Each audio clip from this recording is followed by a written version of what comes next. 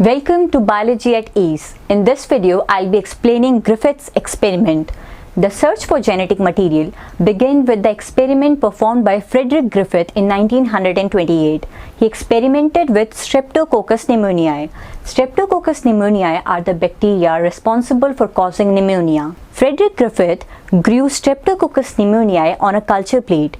He observed that some bacteria on the culture plate produces smooth shiny colonies while other bacteria produces rough colonies. He called the bacteria producing smooth shiny colonies as S-strain bacteria, whereas the bacteria producing rough colonies were called R-strain bacteria. These S-strain bacteria are virulent in nature, which means they are disease-causing bacteria, whereas R-strain bacteria are non-virulent in nature. That means they do not cause any disease.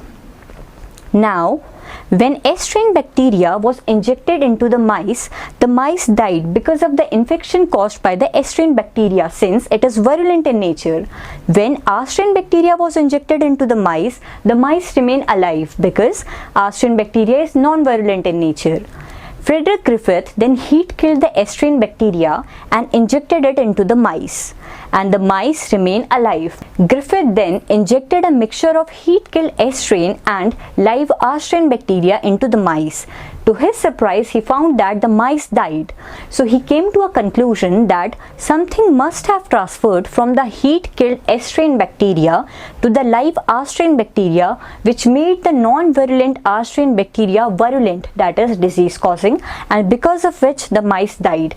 He called that something part as transforming principles, which is actually the genetic material which get transferred from the heat-killed S-strain bacteria to the R-strain, leading to the death of the mice. So let's revise the steps.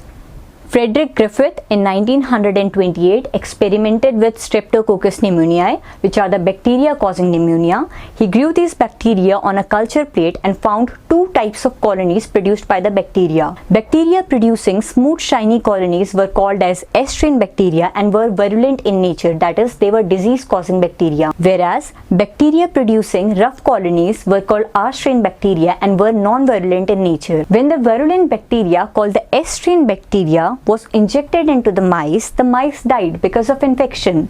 When the R-strain bacteria was injected into the mice remain alive because R-strain bacteria are non-virulent in nature.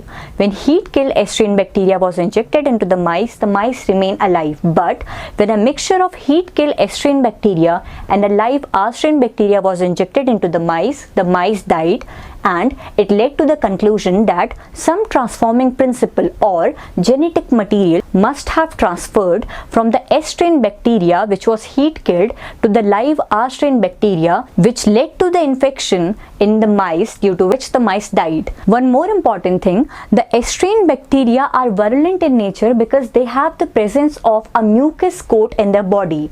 This mucus coat is polysaccharide in nature, and R-strain bacteria lacks this coat, and that is why they are non-virulent in nature. So that's all about Griffith's experiment. I hope you are clear with the content. Please subscribe to my channel for more such videos. Thank you so much for watching.